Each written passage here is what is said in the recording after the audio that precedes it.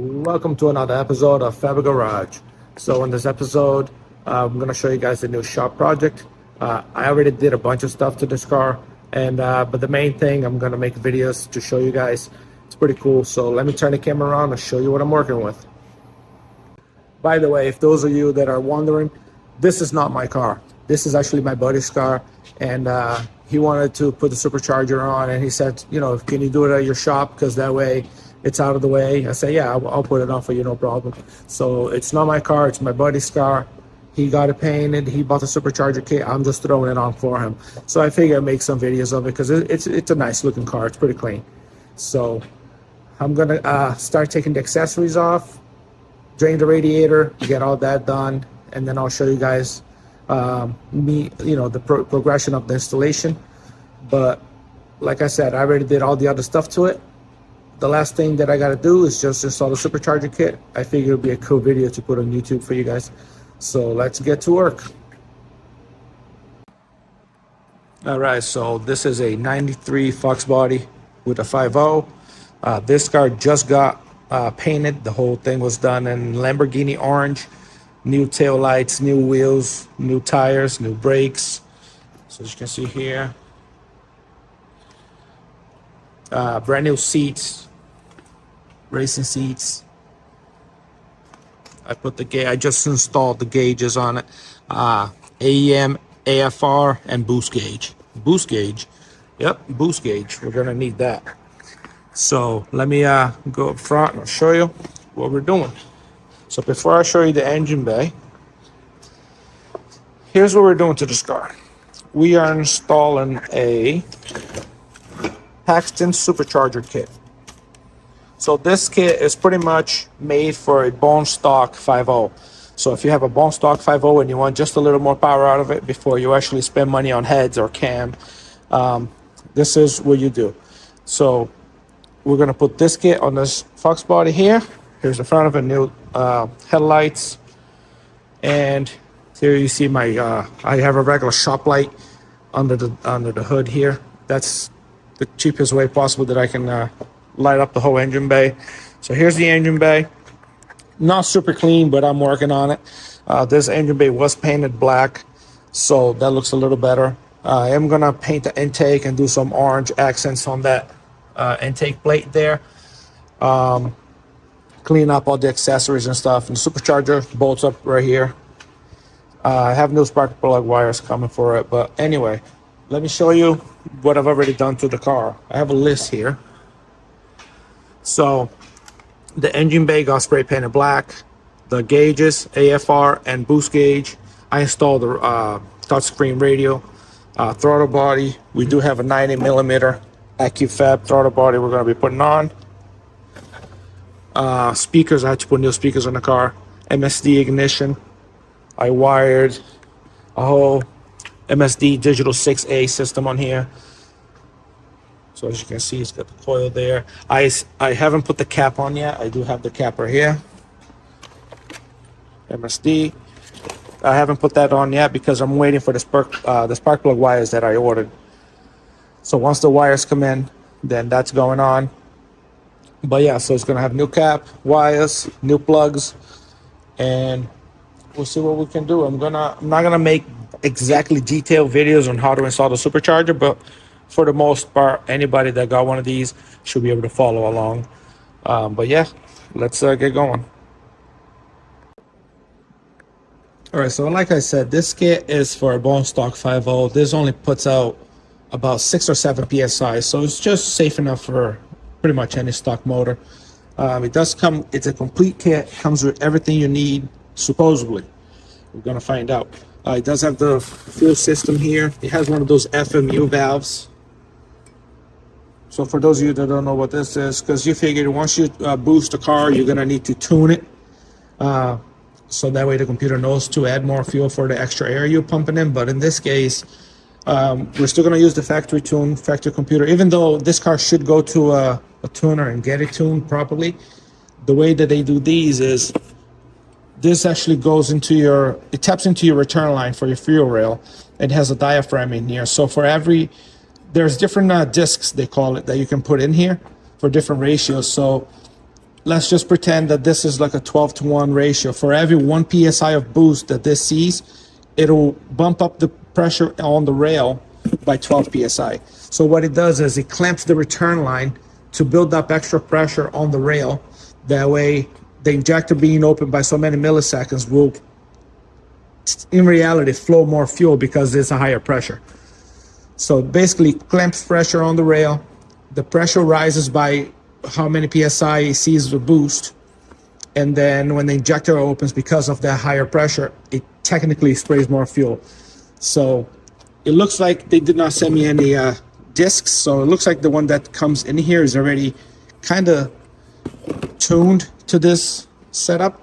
So this is why I recommended my buddy install an AFR gauge, because that way I can put this on the way they want me to install it. I can go for a ride, and if the AFRs are running too rich or too lean, then I'll be able to tell. If you put this kit on a car that doesn't have an AFR gauge, then you kind of risk it. You don't know if it's running rich or lean, and you can damage your motor. So I figured I'd tell them to be better safe than sorry. So we're gonna start by draining the coolant. That way I can remove this hose and probably remove this radiator out of here just for some extra room. And then we're going to start removing the accessories. All right, so first thing, disconnect your negative on your battery. You're going to be removing the alternator and stuff, and just in case you touch something and it'll create any kind of spark, just for safety. I removed all of the accessories on this side. That big bracket that bolts to the block in the head that holds the alternator, the tensioner, the smog pump, all of that came out. It's on the floor here. The bracket, the pump, as you can see there, alternator. I removed the stock outer half of the harmonic balancer, and I installed the supplied supercharger pulley they send you. It's a 4-bolt on the front. I don't know if you can see. So that's in there and torqued down. Then the next step after that is to install basically the fuel system. So I have the FMU here. The fuel lines go down. They connect to the stock quick connects on the Mustang, so that wasn't too bad. Getting these out was a freaking pain in the ass. I'm assuming they've never been out since 1993. And I fought with them for probably an hour before they came loose. I was able to use the right tool made for these lines, but the spring inside was so rusty that it did not want to budge. But I finally got it. I put a new spring in there, new clip, new O-rings, so everything's good. They have you run the line, they say, away from the exhaust, but they don't really give you anything to move it away from the exhaust. So I fabricated this little bracket here. I don't know if you can see. That little bracket there goes out, and then one of those clips holds the lines in place with a screw here. I cut some holes and put it on this side just to prevent this from getting hot. This is stainless, and it also has a clear hose on the outside of this, so I don't know if you can see it. So this is pretty protected, but with the fuel lines, you better be safe. So down here, I have heat-resistant blanket all the way down here. After down here, it's pretty far away from the exhaust. It just goes to the stock fittings. So this is away from everything. You don't want to run a fuel line up front, because this is where the plate for the supercharger is going to be. The alternator is going to be right here. So this is where they want you to mount it. So mount mine there. Leave this hole open because supposedly the tube for the air intake goes through here. According to the install, we'll see when we get there. I did have to move this was over here, and I didn't realize they wanted this right here because the lines are long enough. So I had to move this over, no big deal. I made the harness nice and long so I don't have to worry about it. So yeah, it's coming along good. Now the fuel system's pretty much done. The next step is I'm gonna connect the battery quick, and I'm gonna turn the key on, and I'm gonna watch those two lines to make sure if I have any kind of fuel leak or anything, because the pump will turn on for about 3 seconds and it'll prime the rail. So if I see any kind of leaks, then I'll know to check it, but it should be leak free. Again, new O-rings, everything. So let me check that, and then we'll keep going. Another thing I forgot to show, the top of this goes to intake manifold vacuum. So I ran in those silicone holes all the way there. This is your vacuum manifold, pretty much. It's made out of plastic. This BR nipple is always empty, as far as I've ever seen. So basically I have a T here. One is going to the gauge inside the car for the boost gauge, and then connected right to vacuum. So pretty much just T, vacuum there, vacuum to the boost gauge inside the car. All right, so I just turned the key on, no leaks. Once we do the ignition and do everything, and this thing can fire up again, as soon as I'll have someone start the car for me, and I'll check to see if it's leaking while it's running. Should be good, because like I said, it's double O-ring going into factory quick connects, so it's nothing jerry-rigged or anything. So it should be good. By the way, this installation manual that Paxton sends you, it's awful. Honestly, you spend $4,000 on a supercharger kit, and they don't even have a video or at least a manual with pictures like, here, run the fuel line here to be away from the exhaust, or you know, secure. They just tell you run the line and keep it away from the exhaust. They don't tell you how to do it. I mean, whoever's installing this should be able to figure it out, but if you're your average guy that has, you know, limited tools, and they're doing this in their one car garage at home, come on, add some pictures. I mean, the whole thing is black and white. They don't even have color pictures. It's 2024. It's time to use your cameras and take some pictures so you can sell your product and have a nice installation manual, or, you know, a minimum of video. But whatever, I can figure this stuff out. I do this for a living. So yeah, now I started following the brackery here. You have to sandwich the alternator and the smog pump, because they send you the 2 plates. So I started doing that here, as you can see. So I'm gonna go through the bolts. All bolts are different lengths, so I have to make sure I put the right bolt on the right side. And then they want you to bolt that whole unit up, and then run the lines for the supercharger and stuff. But we'll get there when we get there. We're just gonna follow the installation and go a step at a time. So I'm gonna finish this up, and then I'll show you guys how this looks on the car. We did get our spark plug wires and cap and rotor, so I'm gonna do that too. Get rid of these junk wires here. And then once the whole build is done, I am gonna paint that intake manifold gloss black, and I removed the plate that goes here that says Ford, and I sandblasted it, and I'm gonna paint that also, so make the engine bay look a little better. Another thing I'm installing is a EcuFab 90mm throttle body. This thing is freaking huge. He ordered it, and he said throw it in. I'm throwing it in. It's freaking so big, I had to get an adapter, a silicone adapter, 4-inch to 3-inch, because the supercharger pipe that they send you with the kit is 3-inch. So, and the freaking new throttle body is 4-inch. So I got a silicone adapter. This thing is huge. We were actually making fun of my buddy. We were like, you know, as soon as you hit the gas, this thing's just gonna bog.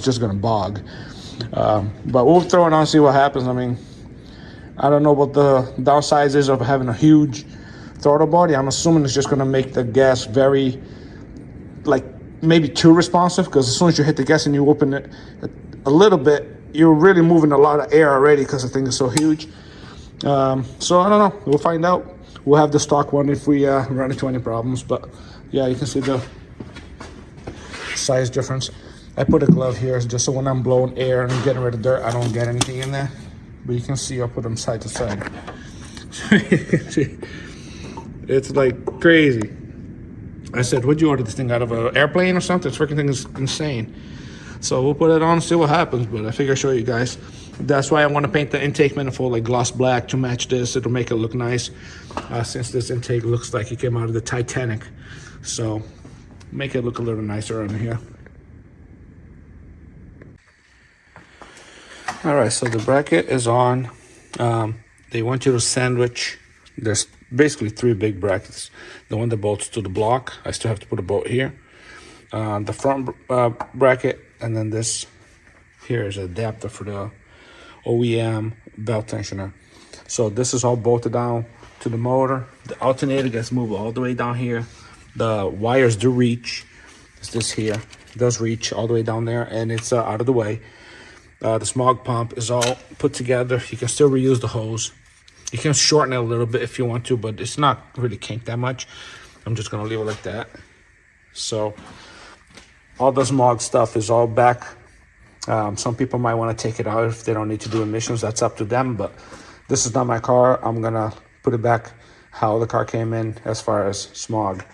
So new tensioner, you can see here, 2 bolts here, 1 on the water pump, and it gives just enough room for you to put your radiator hose back on. So yeah, belt, I have a belt alignment tool. I checked the belt alignment, and is that on, so I know that's gonna be good. So this is gonna be it for this episode.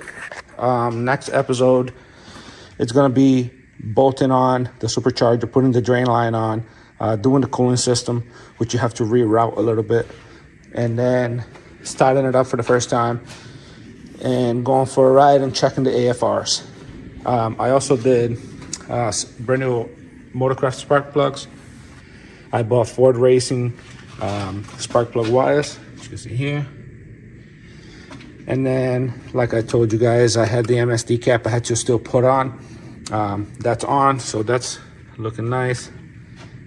I am gonna spray these valve covers flat black and probably paint the intake gloss black, just for looks for now.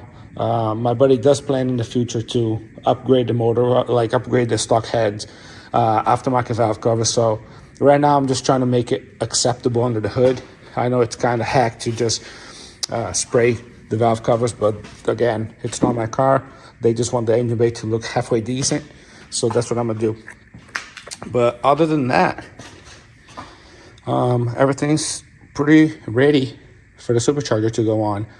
I did put the mass airflow back on, fired it up just to make sure I got the firing order right and it's good. I usually do one by one anyway, just so you don't screw it up, but it's always good to start the car before you start bolting things on, because that way if the car doesn't start, you know you did something here. If you just put 15 things on and then the car doesn't start, you don't know what really caused it. So getting ready. There's a couple things you got to do here, and I'll run this by you guys on the next video. But it's getting pretty late. I've been working on this car for many hours, and I'm trying to make the episodes not too long. So on the next episode, we'll finish buttoning this up and do an oil change also. All right, guys. Hope you guys enjoyed the part 1 of the supercharger install. If you guys have any comments, questions, leave them below. If you're not a subscriber, please subscribe. There will be more content on this car. There's another project car that's coming very soon, which I'm not going to reveal yet. So there's always going to be projects on this channel. So if you're a car guy or you like anything with an engine, stick around, subscribe, and we'll see you guys on the next one. Take care.